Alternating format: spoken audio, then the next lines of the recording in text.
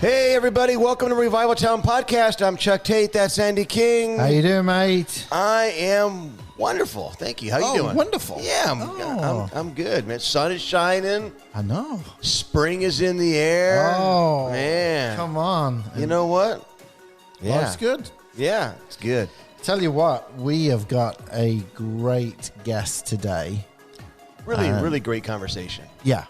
We've already recorded it, so... we know what we're talking about when we say sit back and enjoy this one, because it's going to be really good. But it's a little bit to do with worship. We talked about worship, and we'll get into who's on the show in just a moment. But we talk a lot about worship in this episode, and also about who she tours with, Christina tours with, and things like that. But we started talking about what we're listening to. Yeah. And so I thought it'd be cool just to talk about what worship stuff we're listening to. Yeah. Right on. Oh, I've been listening to a lot of Striper. What? And no, I actually have been. But no worship. Lately I haven't been listening to a lot of albums where I play them all the way through. I had created this new worship playlist. Yeah. That when I go running or when I'm driving, I listen to it, and it's just got a variety of worship. So some of my favorite songs. You want me to share some with you? Yeah. Can you do 5, or have you got 5? Yeah, I can do 5. Okay, I can come up with 5. All right.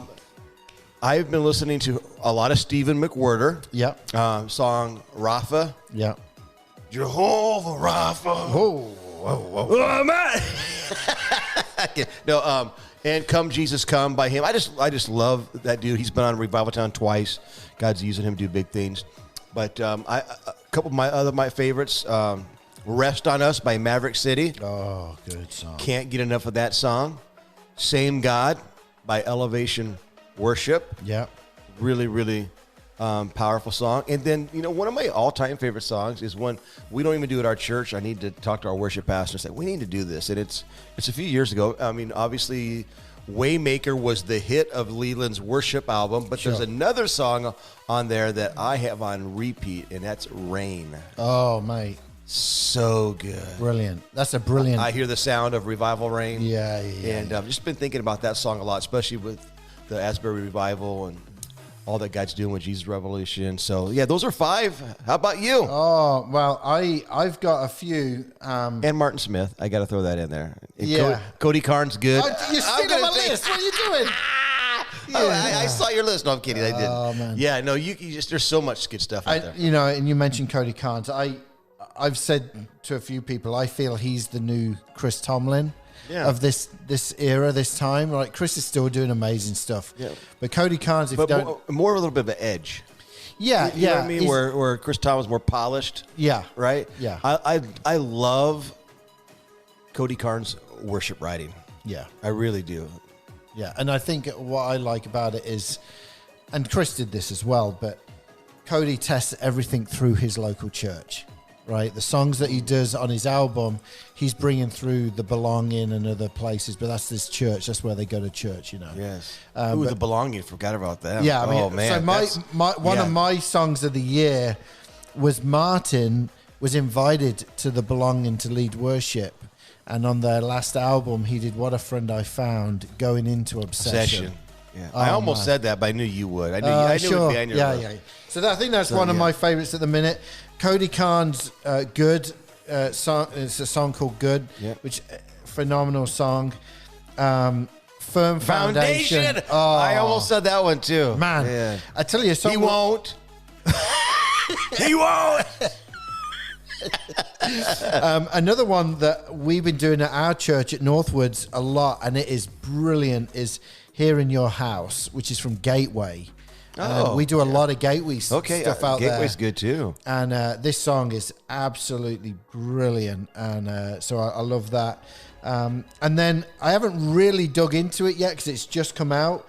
But Bethel have just launched their new project, and Amanda Cook is on it.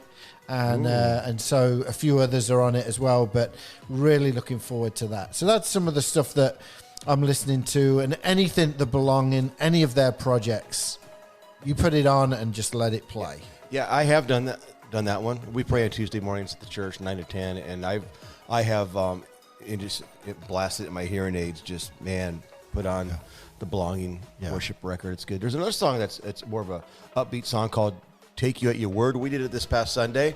I had never heard it before until I was in Texas a few weeks ago, several weeks ago, at a pastor's conference, and they did that song. That's a good one too. Yeah, but that's a Belonging Cody Carnes. Right on. Yeah. Yeah. See, he's everywhere. Yeah, there you go. Cha-ching.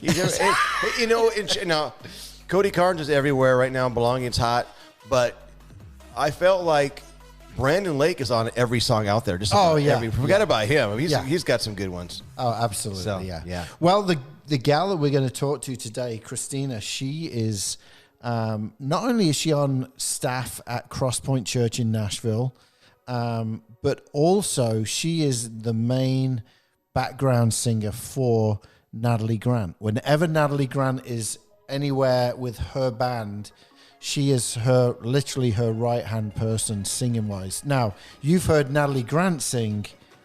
This gal is the gal that Natalie turns to and says, "You're incredible. I need you on tour with me." That's who we have got on the podcast today. And you're going to love her, too. She's cool. She's been to Rock Church. There's a cool story there. We'll let her tell it. Yeah. So why don't you sit back and relax and enjoy this conversation with Christina. This podcast is part of the Edify Podcast Network. Edify is a faith-inspiring app that brings together thousands of the best Christian podcasts in one place for your listening enjoyment. Cut through the noise and grow your faith by diving into the world's top Christian podcasts today. Download the Edify app for free from the App Store or Google Play, or by going to edify.app. That's EDIFI.app.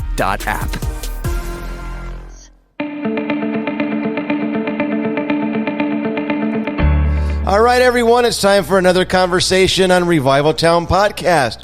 Our guest today, Christina Onstott, is on staff at Crosspoint Church in Nashville, Tennessee, and she's a touring background vocalist, currently on tour with Natalie Grant. We're excited to hear her story and talk to her right now. Christina, welcome to Revival Town. Oh my gosh, thank you so much for having me. Excited to be here. Well, this is really cool, like a small world, because obviously Andy's going to share how you guys know each other, but you also have been to the church that I pastor. This is crazy. Yeah, with the guest that we had on a few months ago, Amanda Noel.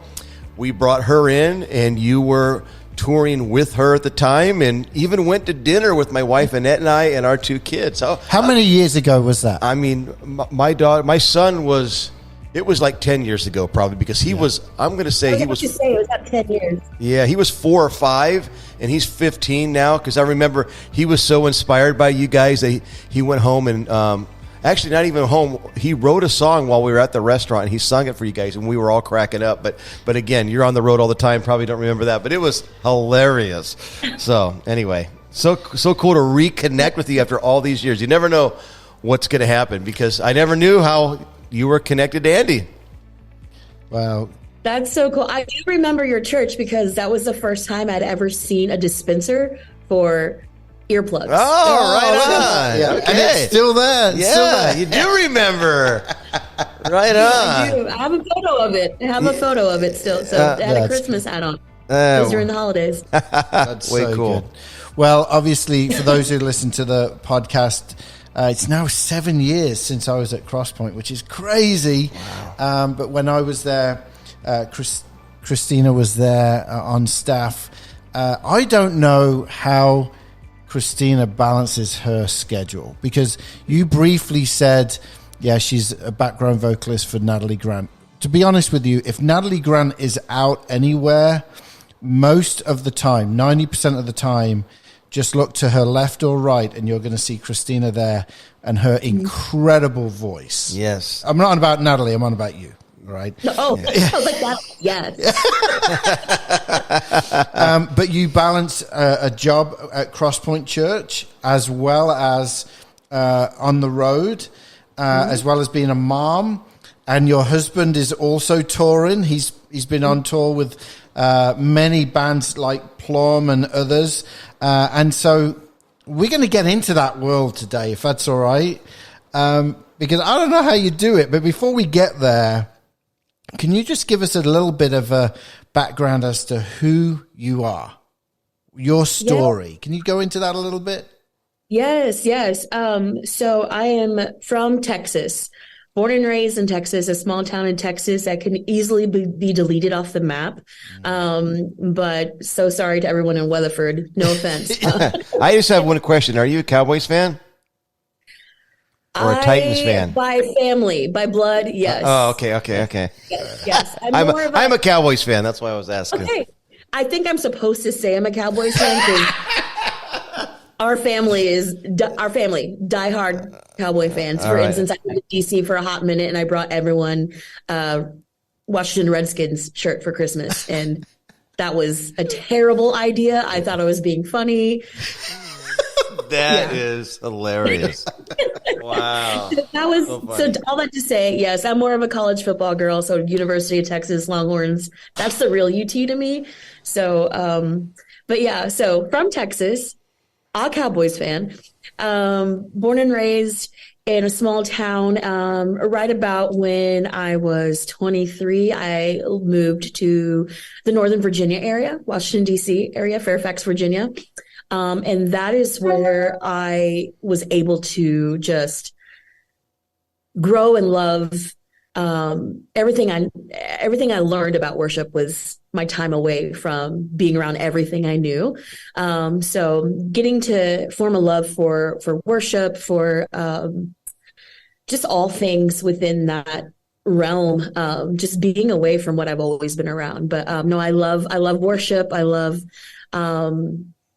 also acting. Musical theater was part of my background as well. So that was a part of a huge thing. What I did in DC as well was doing a lot of professional theater, if you will. I hate the viral theater. But so yeah, I spent some time out that way. But then there was a season in my life where shaped me, which is a huge part of my story, where I was in DC, spent majority of my 20s there. And if you know anything about a Hispanic culture, it is the youngest, the baby of the family, which is a female, is very overprotected. And so this was huge for me to get away from home. But there came a time where my mother was battling cancer for the third time. And so I made the hardest decision of trying to just pack everything up and what I could fit in my Jeep and move back home to take care of my mom. So that was a huge part of everything that changed in that moment that has become like a huge part of who I am today. So I did that in August of 2010. I spent my time with her, helping her take care of her. And in December 2010, she passed away. And at that moment, it was like, what do I do? Where am I going to go? I mean, I could always go back to DC, or I've always wanted to move to Nashville to pursue background vocals, or move to New York to pursue acting. And so, there was a time where I was the person to make all the decisions regarding my mother. And so there was not a whole lot of time for me to figure life out, honestly. So I went back to DC for the summer and I spent time there. And that was the biggest moment where I just grieved everything. Like I was alone, had time to actually just grieve the passing of my mother that happened that December. But that was a moment also where I heard God very clearly tell me, like, hey, you have spent a lot of your lifetime taking care of others, making sure you're home for your mom, to be available for her. Now's the time for you to take care of you and do the things you've always wanted to do. And so that was my decision. It was very clearly that I was supposed to move to Nashville. So here I am moving again, which I don't mind. I loved it because being kind of sheltered in a small Texas town, all you know is Texas. And if you've never run across a Texan in your life, they are very proud of being Texan, and therefore I was as well. But it's been nice to be exposed to other things, other cities and other states, and still being proud that I'm a Texan, but also not being overly crazy about it. But no, it was great to be able to have that time to make a decision and spend a lot of time in prayer about where I'm to go next. And Nashville was it. And when I say that is one of the biggest things I've ever had to obey, honestly, because I didn't have a job lined up. Did you know anybody? I knew a couple people. A few of my friends who lived in DC had moved to Nashville before me. And they were very encouraging of like, just come, we'll introduce you to who we know. And they were already working in the industry. But if you know me, yes, I'm around, I do a lot, I'm very social, but I'm also very shy. So if you put me in a setting where I know nobody, you're going to get the very shy, timid me. So that was one of the most uncomfortable things I had to do, was make myself available to meet with people, just to get my name out there, and to meet new folks. And honestly, that was a time where I just didn't really want to start worshiping in church again, because I was still grieving the passing of my mom, and just needed some time to be on the other end of everything and just to receive. And how long again was it that you were looking after your mom? How long of a span there? So it was from only a couple months. Only a couple months, from August until December. So that was tough then, just stepping into that time and then having to step out. And and you talked about it, it shaped you a little bit over these years. What are some of the things that came out from that season? Now you're stepping into Nashville, now you're having to meet people, but in essence, you're still grieving as well.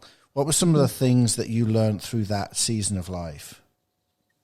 One of the biggest things that I learned was that, and I saw it in the moment, but I didn't give it the attention that it needed until like later, after the fact that I was further away from it, is that that God was still good despite my circumstances. I mean, I had just lost my rock and the matriarch of our family, and what was I supposed to do? Like I said, I was kind of sheltered and my parents were very overprotective of me, like to the point where when I moved, I'd have to call and be like, hey, how do I order a steak again? How do I like it? Because she would order that, like just different things. It was so random, like, hey, what kind of soap do I use for, random things that when you move away from home in your 20s even. So, but one of the things that was the biggest thing I learned, that despite what was going on, like he was still faithful and still good, even though I was so angry in those moments. And you know what, that's something that happened later on in life too. We're having those moments of a lot of the anger happening towards different things that I was praying for and didn't happen. And so one of the other biggest things too was my brother and I prayed for a miracle for my mom, for her to be healed. And we were fully believing in that. And so when it didn't happen, obviously we were very upset. But again, learning later on in life, after having time to think about it, like the miracle wasn't the healing that we had asked for. God had done another miracle in her. Like he brought her back to him. And so she was able to have that time before she passed to rededicate her life. And looking back, it's like, no, that was a bigger miracle. So that is one of the things that I look back on so much, and just thinking like, okay, even though we're praying for certain things, he's still going to do other things. It may not be the thing you're asking for, but there's going to be actually something bigger if you open your eyes to see exactly what's going on in the moment. So, wow. So you get to Nashville now you're having to, put roots down, so to speak. And you talked about how you've now got to push yourself to like meet people. And what was that season like? Because I know for some people that is like the scariest thing in the world. For some people, networking and getting to know people is natural, right? But there's some people that they know they've got to do it, but it freaks them out. My personality is like that.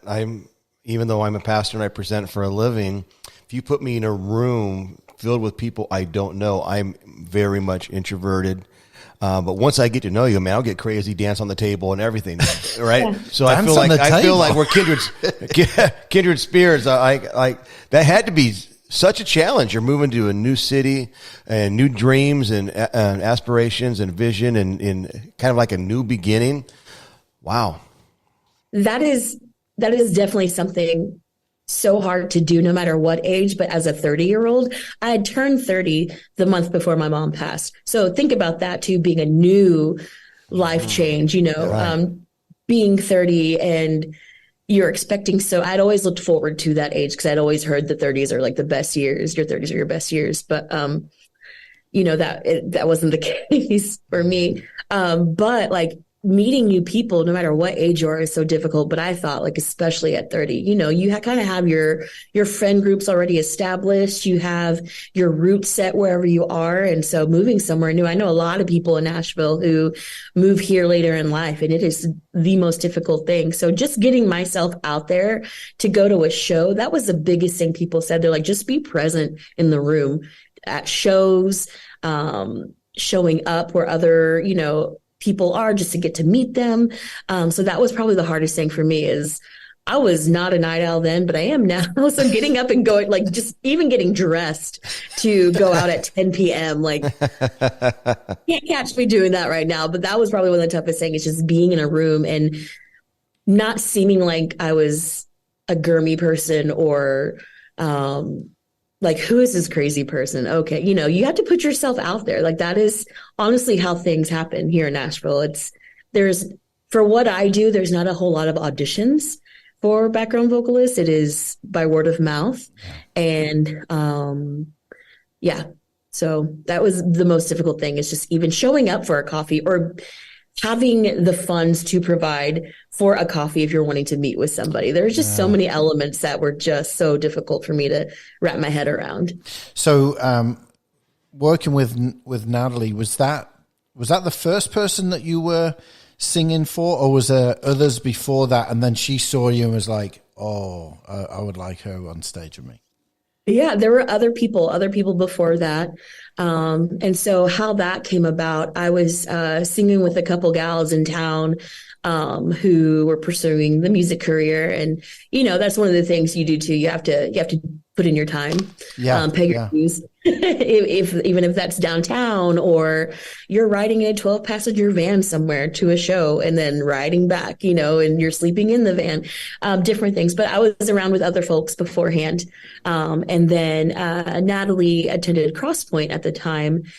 And one of my best buddies who moved to Nashville from DC right before I did, he was playing with Johnny Swim and all these other folks. So also with Natalie and attending Crosspoint. So that was a kind of a way that I got involved. Was I was asked to fill in for her background vocalist then. And so that was just, again, word of mouth. Like, she was like, "Hey, Marcus, tell me about Christina." And I see her on Sundays. Tell me a little bit about her, and that's kind of nice to have that. Wow. So that was the beginning for that side of it. But obviously you've just talked about Crosspoint. So you were on staff at Crosspoint before you started doing stuff with Natalie. Was it right around the same time? How did that all work? It was right at the same time. So it was interesting how it all came about, because right when I was approached, honestly, by Stephen Brewster, who was our creative pastor at the time, he said, "Hey, have you ever thought about working at a church?" And I was like, "Nope." I was like, "You know what? I've done that before. I think I'm good." And he knew why I had moved to Nashville. And he's like, "Well, just pray about it. Just think about it." And right around that time where I started giving it a little more thought and praying more about it, I mean, honestly, it was just like, yeah, go for it. You never know. Because honestly, I couldn't make a living off of a show here and there, Right. But it was more than that for me to even think about Crosspoint as a job too. It wasn't just for a job. I truly loved what was happening here, because this church honestly brought me to a place where I was able to worship again, and want to lead worship again after. It was kind of a healing place for me during my grieving state of my mom. And I was allowed that time to just sit back and receive. And what I was receiving was beautiful, and truly healing for me, to get me to the point where, okay, I'm comfortable enough to get in a small group. I feel good and I feel better, to want to get involved. And so knowing that what Crosspoint had already done for me in a healing way was massive. And so I loved what they were doing. I loved the volunteer culture. I loved so much of it that I'm like, you know what, maybe I do need to get involved, and maybe let me get plugged in here even more. So right around that time when I was offered the job, I was offered several other gigs for other artists that were traveling and touring in Europe or doing the Tonight Show, like tour, or just so many other options that were pretty huge. That's exactly what I came here for, type of thing. And so I was kind of going back and forth with what do I do? But it's so funny that I remember I was dating my husband now at the time and talking to him about it. And he was like, man, just spend so much more time in prayer, just asking, because even he wasn't super comfortable with me, with it being my first big tour, being off in Europe, with people that I don't really know. And with being with a bunch of men and, you know, some women, but it was more of a men crew. So, you know, that was just kind of like spending time in that with prayer and just knowing like, okay, this might not be it, but hey, thank you for reaching out. Please keep me in mind for other opportunities. And so I said no to those tours. And then Mandisa came up. Because I was attending a thing called Discipleship Ministry School here in Nashville that was a part of Nashville Life, which is CC Winans Church. And they did this thing every year, which was amazing, just learning about the Holy Spirit, learning how to receive and speak in the Holy Spirit. So that was something that I did too. And I met Mandisa there. And so she had asked me to start touring with her. And so that was kind of on deck. As well as that came up right after I'd said no to these guys. I'm like, okay, well, her touring schedule is a little bonkers. I don't know if I could do it. And then I can't remember exactly what happened, but it came out to where I wasn't able to do it. And then Natalie came on board. And once I learned her schedule, it was kind of like, oh, I could do this. And I talked to Brewster. I was like, hey, this is what's happening right now. What do you think about this? And he was like, listen, as long as you get your work done. And a lot of what I do here at Crosspoint, I can do it on my computer. So, and over meetings over Zoom or whatever else. Sure. So he's like, as long as you get your work done on time, when it's supposed to happen, then you can continue to do this. But once we see your work suffering at any point, then we'll revisit the conversation. So that's always something I kept in the back of my mind, knowing that I got to get my work done because I have a lot of downtime when I'm on the road. So, wow. So just because I want to talk into what you're about to say, but tell the folks what you do at Crosspoint, because I feel it is so important and essential at churches that what you do, I feel, should be at every church. It's not, but can you just go into what you do? Yeah, so I'm the president of Crosspoint. That's classic. Totally kidding. I always love to start off with that joke. Oh, that was good. That is good. No, so I am our creative arts volunteer coordinator. And what that is I handle a lot of the culture of our team, doing a lot of onboarding for our music team volunteers. So I run our audition process as well. So I do that. And as soon as they pass their audition, I do a personal onboarding with them to have time to get to know them, to talk with them, get to know a little bit more about them rather than it's like, hey, welcome to the team. Go serve.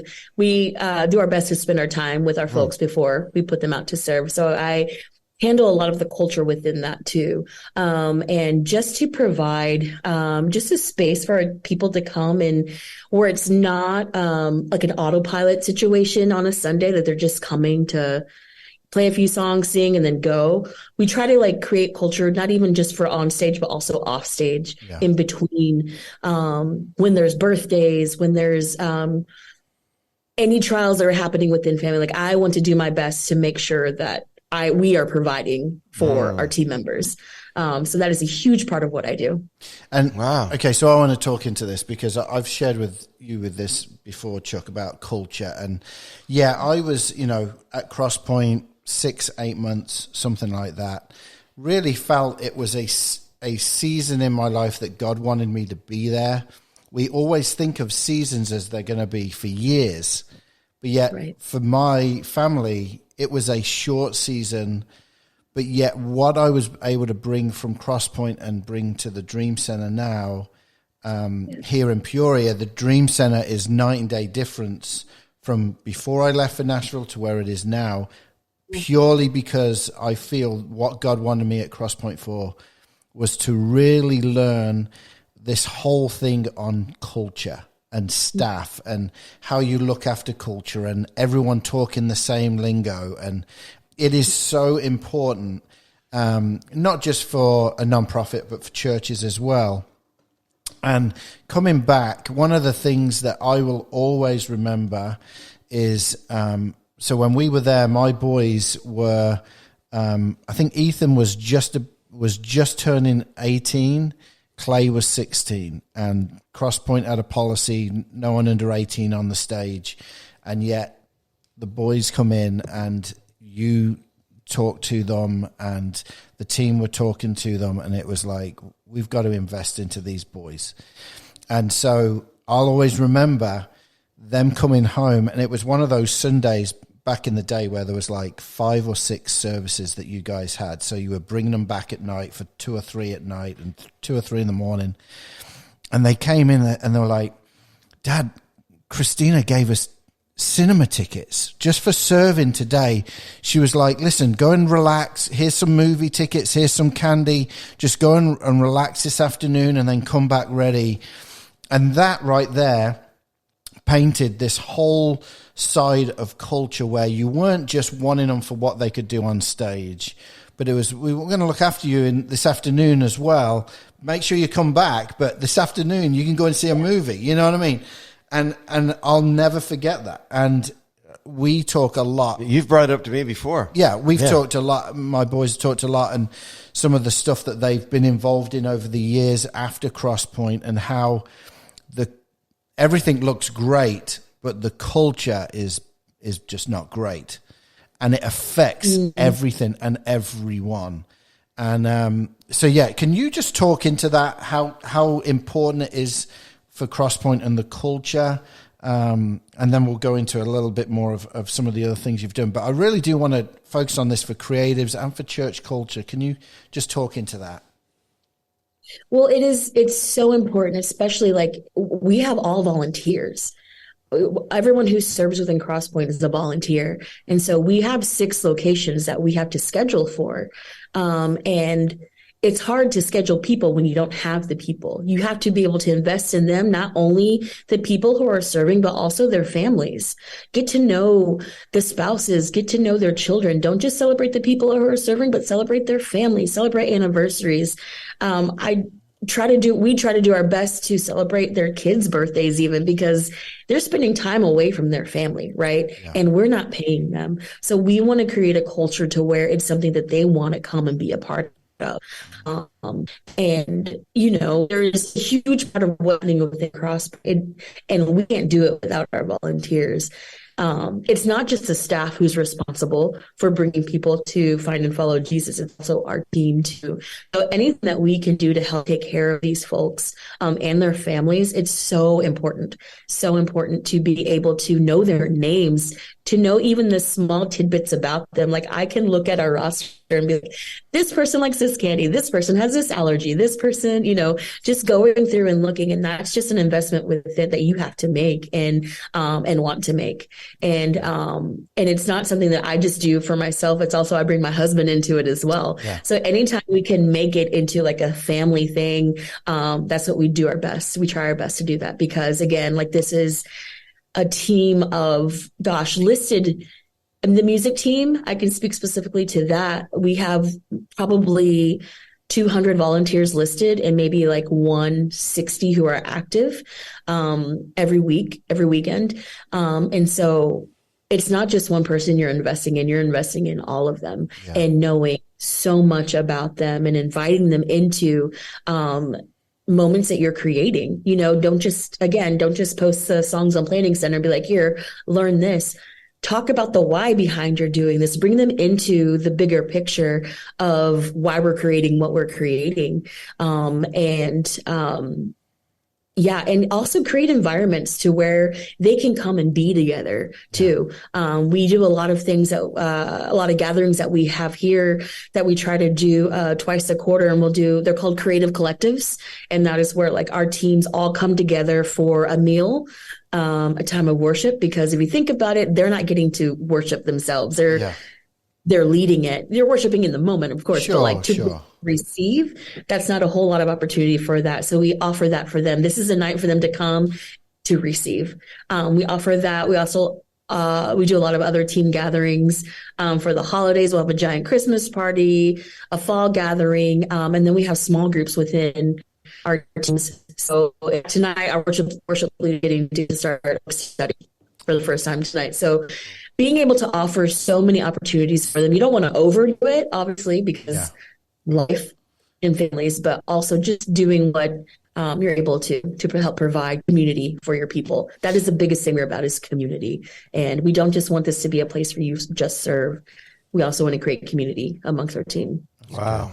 That's good. I was taking notes there. Yeah. And you mentioned about family and even your husband. And, I remember that too. Your son, obviously, my son obviously is a drummer. Your husband was a drummer, and they connected.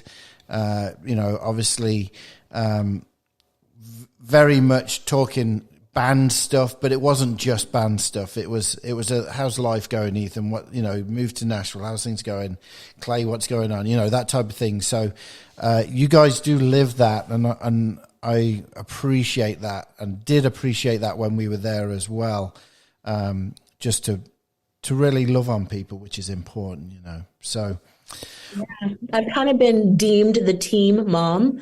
So I'm living all my dreams. My dream was to be a PTA mom somewhere, and I feel like this is kind of it.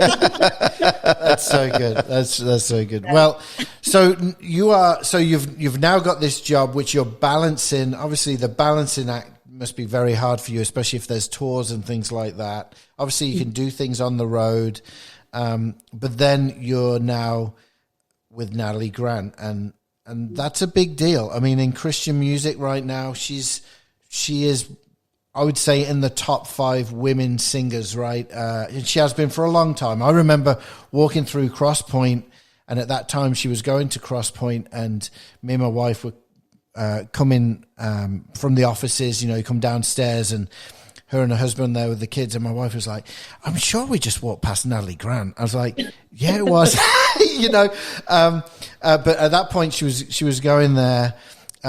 So balancing that for you has got to be pretty tough. And she has exploded. And also her husband, he's not too bad on the piano either. But she is really doing some amazing things. Was it correct that you were on stage with Dolly Parton this last few weekends ago with her? Can you tell us a bit about that? Speechless still. It has been a whole week. I still don't have words. That was, pretty incredible, an opportunity. And all of us, even Natalie was, our eyes were just googly, because we couldn't believe where we were. We're at Dollywood of all places. And wow. We knew that Dolly Parton was coming. We just couldn't say anything. But we didn't know when she was coming. So that was, for me and a lot of the guys we were talking about, I was like, this was just like meeting Elvis, because it's like, she's probably the only female from that time, from that era of that's still doing something or still alive. So it was pretty phenomenal. There's more and better words to say about it, but I'm still processing. That's truly epic. That's something that's not small time, but something that you'll never forget. And what's for me, just sitting on the other side of this microphone, listening and watching you, hearing your story of what you went through and growing up in a small town in Texas and moving to DC and doing theater and some of those things, taking care of your mom who was ill and dying, and caregiving while you had dreams of your own, and then stepping out in faith to move to Nashville, not knowing what the future held, but trusting God and being faithful, and even turning down a pretty big tour in Europe and other things to serve a local church. I just think God's like, I'm going to blow her mind. I'm just here you go. You're going to sing with Dolly Parton. Yeah. I mean, share the stage at least. So I mean that's yeah. Wow. No, I truly am a firm believer of just things that have happened in my life. You know, there's been a lot of loss. There's been a lot of trauma and just other things that I don't speak about much. That's still a part of my story. But, you know, there's a lot of things that I've had to go through that have made me had to grow up really fast. And I've always felt that God had just a big part of my life. Even when I hadn't fully dedicated myself to him, I had always felt him near. And I know, and I have no doubt that, and that I've seen in the last, you know, I'm 42 now, don't tell anybody. But in my 42 years of life, it has been something that I am truly clinging to, that I know that he redeems, and I know that he restores, and anything that has ever been taken from me. So I truly believe that. And I know there's a verse about that. I said it's on my side table, but it's about the locusts, and I can't remember exactly because I think my mind is just going all over the place right now. But I'm still thinking about Dolly Parton. But yeah, you know, I truly believe that, and been witness to see just what he can do in your life, despite anything. So, well, we would love for you, if you would, to close this time in prayer. I know you've talked a lot about, obviously, heartache and pain, but also seeing God's power and presence in your life as well. I know there's going to be people that are listening to this saying, "Yeah, I've been through, or I'm going through stuff." But what you're saying is, yeah, sometimes you got to go through the stuff, and yet God redeems it. He comes back. He breathes life into death. He takes care of us. Can you just pray into some of that right now? Absolutely.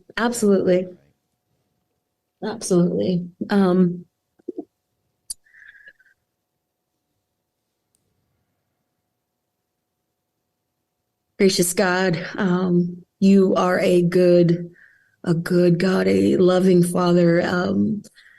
God, we are thankful. We are thankful for who you are. We're not just thankful for what you can do for us, Lord, but for who you are. And Father, I just want to pray for whoever's listening, Lord, that if there are things that they're in the waiting for, if they're in a waiting season, or if they feel stuck and not knowing what's next, Lord, that they can fully believe that you have a place in their life, Lord, that you are a strong presence in their life, Lord, that if we can come to you with gratitude, if we can just start our prayers and our days of just gratitude to you, Lord, then maybe that can just start a conversation from us to you, just to speak on, like, hey, this is what we're praying for. These are the things that we're waiting on, and I think that could precede our gratitude could precede in some miracles that we may not even know that is coming. So, Father, just open our ears, open our eyes, Lord, open our hearts to receive what you have for us in those waiting moments, God, because it may not be exactly what we're asking for, but God, you have a bigger thing waiting for us. So, Father, I pray for just patience. I pray for the words to pray, to ask you to speak to you about in this time of waiting, God. And I pray even more that just people begin to seek you more and realize that who you are is amazing. And whatever we're going through, you don't change during that. So God, I just ask for big, bold prayers from everybody, and even me continuing to pray big, bold prayers in my waiting.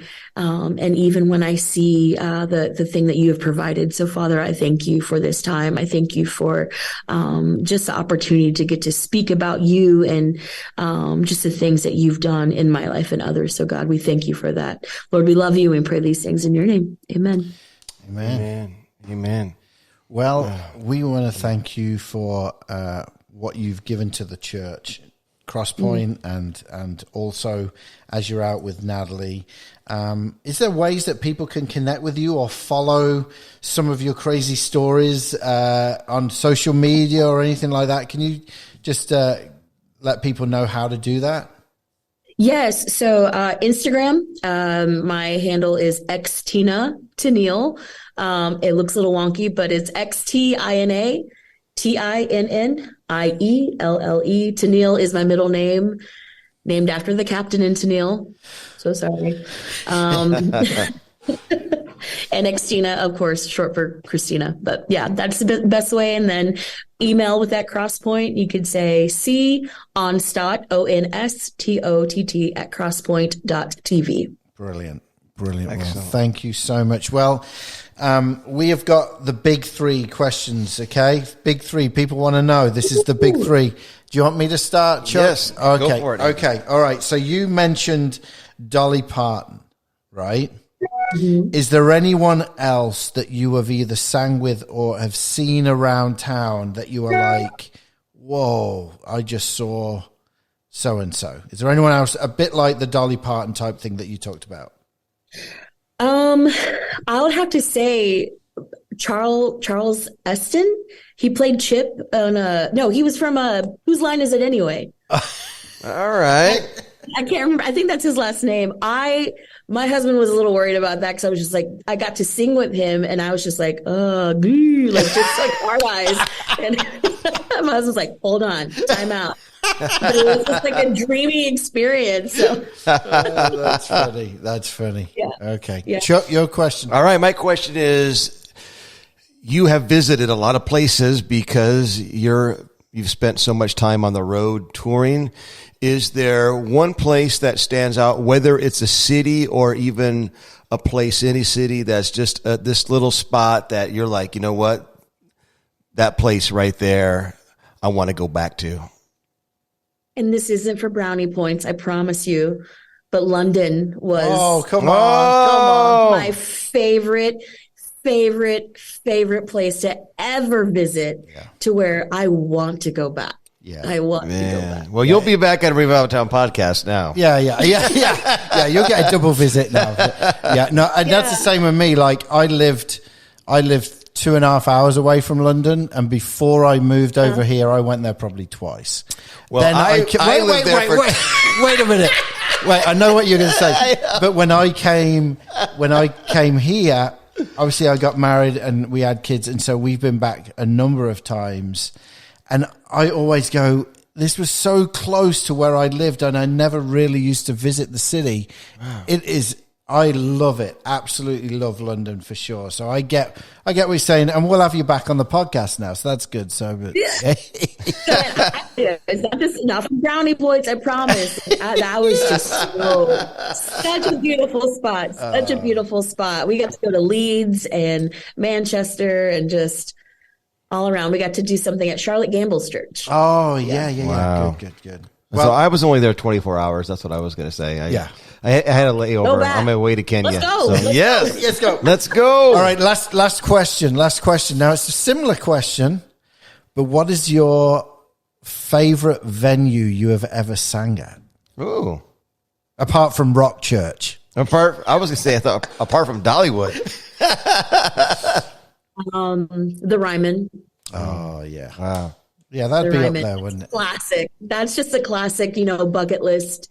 Wow. We got to perform there a couple times. So that was, anybody's dream if you move to Nashville to do music. Wow. So that has to have been, but I'm sure there's others. Not Nashville. Sorry, Nashville, not bonus points for you too, but But yeah, Nashville, I mean, the Ryman has to be one of my favorites. That's cool. That's cool. Well, we want to... And Rock Church. Rock Church. Rock Church. Yeah, that's amazing. It's just about, if you squint, it's about the same size. Yeah. They got earplugs for you, which there is you awesome. go. See? Yeah. Well, thank you so much for coming on to Revival Town today. And I know people are going to be blessed just hearing this. And we just want to thank you for what you bring to the body of Christ big time, especially with the creatives. So thank you so much for being on. Thanks for having me. Right. See you in London. Yeah, come on. Thank you, Christina.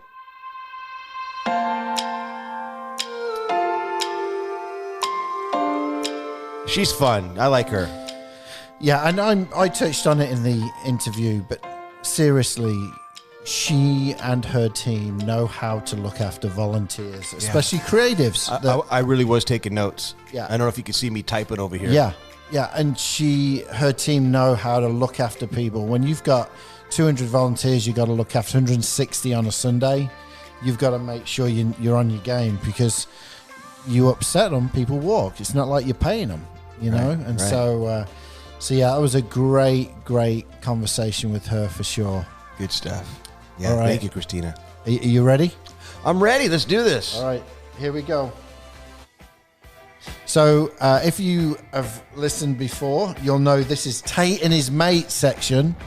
This is where me, the mate, asked Tate over there what he thinks a certain English word, phrase that I'm going to throw at him is what I'm trying to say.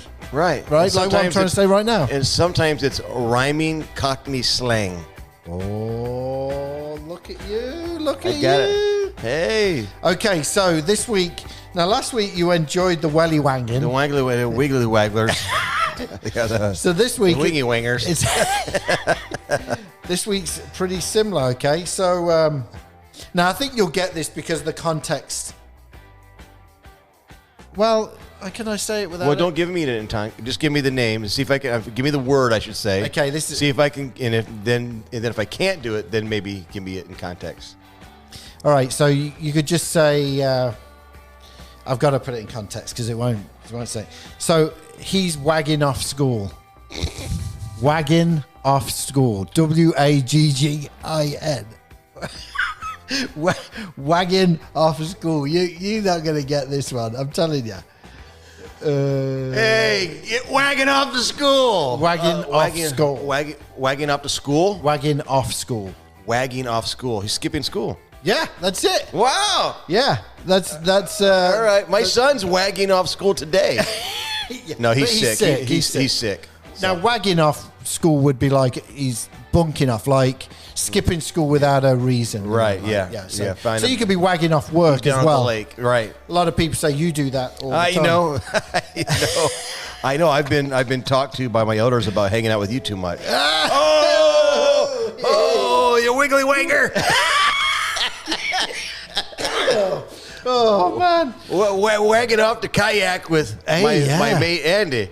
We'll be soon. The weather's getting there. We'll be able to go onto the lake with the kayaks. We'll make some new stories. Oh, we'll have a lot of stories then, I'm telling you. Well, until then, thank you again for listening to Revival Town. Make sure you're telling others about it. Make sure you're following on social media. And get a bit of merch. We haven't talked about it in a while, but merchandise is at the website. Yep. RevivalTownPodcast.com. Right. Spring is here. Summer's on the corner. We're going to have to introduce a new line. I think we're going to have to do some new stuff. But yeah, RevivalTownPodcast.com. Click on merch. Click on store, whatever it is. Yep. And represent. RTP. There you go.